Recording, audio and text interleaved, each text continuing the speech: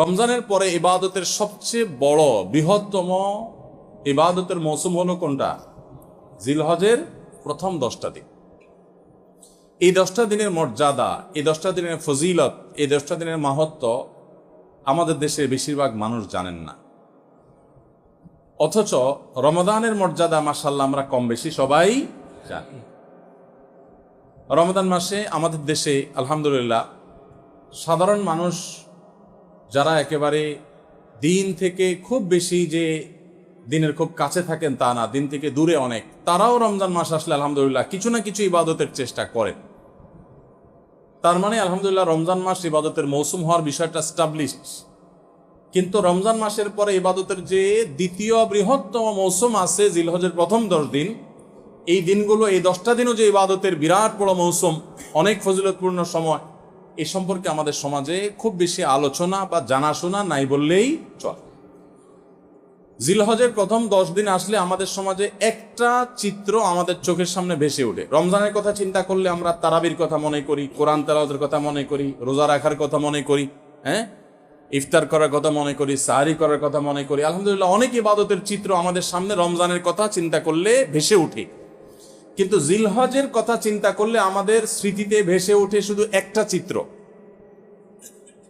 জিলহজের প্রথম দশকের একটা চিত্রই আমাদের স্মৃতিতে ভেসে ওঠে। সেটা কোনটা? গরু আর ছাগল। জিলহজের প্রথম দশকের একটা স্মৃতি আমরা জানি, সেটা কি?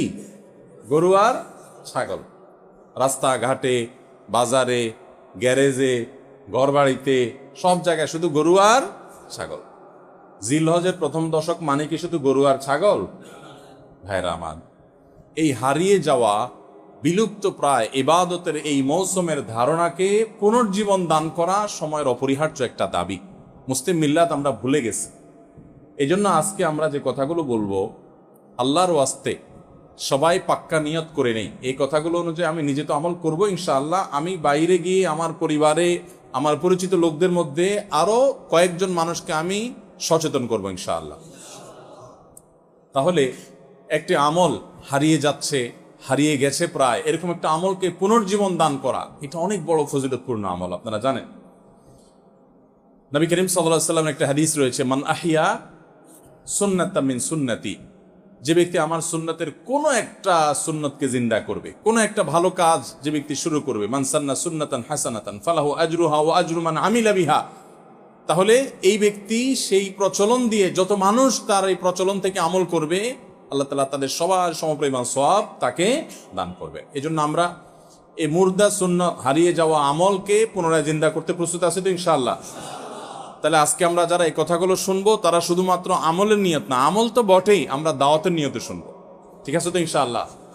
এবং জিলহজের এই প্রথম দশক পর্যন্ত আরো যে দিনগুলো আছে, এই দিনগুলোতে প্রায় 20 দিন সময় আছে। এই 20 দিন সময়, পুরো সময় জুড়ে আমরা অন্যদেরকে সচেতন করব, সতর্ক করবো। আসুন্নাহ ফাউন্ডেশন থেকে আমরা একটা লিফলেট তৈরি করেছি, ছোট্ট A4 সাইজের অর্ধেক, একবারে ছোট্ট একটা লিফলেট আমরা তৈরি করেছি। এই লিফলেটটা ইনশাআল্লাহ আগামীকালকে ছাপায় চলে আসবে। ইমাম সাহেবরা যে যত কপি ইচ্ছা সংগ্রহ করতে পারবেন। এখানে জিলহজের প্রথম দশকের কিছু তাৎপর্য আর 11টি করণীয় কোরআন এবং সুন্নাহর আলোকে এগুলো দেওয়া আছে। এগুলো ঘরে ঘরে পৌঁছায় দেন, মানুষকে পৌঁছায় দেন এবং আমলের জন্য উৎসাহিত করেন, উদ্বুদ্ধ করেন। ইনশাআল্লাহ আমরা রমাদানের মতো জিলহজের প্রথম দশকেও ইবাদতের যে একটা মৌসুম আছে, সেই ধারণাটা সমাজে প্রতিষ্ঠিত করতে পারবো ইনশাআল্লাহ। আরবে যারা ছিলেন বা আরবের পরিবেশ সম্পর্কে যারা জানেন তারা বলতে পারবেন, বিশেষ করে সৌদি আরবের যে এনভায়রনমেন্ট এবং পরিবেশ, মহল্লা, বাসা, বাড়ি, সেখানে অলিতে গলিতে গেলে বোঝা যায় জিলহজের প্রথম দশক চলতেছে। মার্কেটে গেলে বোঝা যায় জিলহজের প্রথম দশক চলছে। সব জায়গায় তাকবীরের ধ্বনি শোনা যায়, আল্লাহু আকবার, আল্লাহু আকবার, লা ইলাহা ইল্লাল্লাহু, আল্লাহু আকবার, আল্লাহু আকবার, লিল্লাহিল হামদ। বিভিন্ন বাসা বাড়ির গেইটে ছোট্ট ডিভাইস রেখে দেয়। এই ডিভাইসে আপনার ছোট সাউন্ড বক্সে মৃদু ভলিউমে এই তাকবীরগুলো সুললিত কণ্ঠে বাজতে থাকে।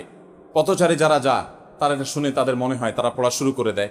দোকানে যাবেন আপনি, মার্কেটে, শপিং মলে যাবেন, ছোট্ট করে আপনার হালকা ভলিউম দিয়ে এই তাকবীরগুলো বাজাইতে থাকে। সেগুলো দেখে সবাই স্মরণ হয়, সবাই পড়তে থাকে। এভাবে গোটা সমাজে বোঝা যায় যে একটা ইবাদতের মৌসুম চলছে। কিন্তু আমাদের সমাজে যে গরু আর ছাগল ছাড়া আর কিচ্ছু দেখা যায় না। তো এই সুন্নাতটাকে আমরা জিন্দা করবো তো ইনশাআল্লাহ। ইসলামের এই ইবাদতগুলো, এগুলো যখন আমরা সমাজে জিন্দা করব, এগুলো যখন প্রচলিত হবে ইনশাআল্লাহ, দিন বিমুখ মানুষগুলো দিনদার হওয়ার জন্য এটা একটা বড় সহায়ক ভূমিকা পালন করবে। রমজানে আমরা ইবাদতের যে চার্জ করেছি ইবাদতের মাধ্যমে, এটা দীর্ঘ 2 মাস পর কিছুটা হলেও দুর্বল হয়ে গেছে, চার্জটা কমে গেছে। আবার জিলহজের প্রথম 10 দিন যখন ভালো করে রিচার্জ করব, আবার কিছুদিন ইনশাআল্লাহ চলতে পারবো আল্লাহ চাহেন তো। আল্লাহ আমাদেরকে সবাইকে আমলের তৌফিক দান করুন। ভাইরা আমার, কোরআনে কারিমে আল্লাহ রাব্বুল আলামিন সূরা ফাজর, কোরআনে কারিমে 30 নম্বর সূরা একটা সূরা হলো, সূরাগুলো একটা সূরা হলো সূরাতুল ফজর। এই সূরাতুল ফজরের মধ্যে আল্লাহ তাআলা বলেছেন ওয়াল ফজরি ওয়া লায়ালিন আশ, ফজরের শপথ। ফজর মানে কি? ফজরের নামাজ, সকাল। ফজরের শপথ, ওয়া লায়ালিন আশ, এবং 10টি রাতের শপথ। এই 10টি রাতের শপথ যে আল্লাহ তাআলা করলেন, আল্লাহ সুবহানাহু ওয়া তাআলা কোনো বস্তুর নামে শপথ করার মানে হলো ওই বস্তুটা আল্লাহ তাআলার কাছে বিরাট বড় মর্যাদাবান। আল্লাহর সৃষ্টির মধ্যে যে সমস্ত সৃষ্টির নাম আল্লাহ শপথ করেছেন, এই সৃষ্টিগুলোর মাহাত্ম্য এবং শ্রেষ্ঠত্ব মর্যাদা বোঝানোর জন্য আল্লাহ তাআলা ওই বস্তুগুলোর নামে কি করেন? শপথ করেন। যদিও আল্লাহ ছাড়া কোনো মানুষের জন্য, বান্দার জন্য জায়েজ নাই আল্লাহ ছাড়া আর কারোর নামে কি করা? শপথ করা।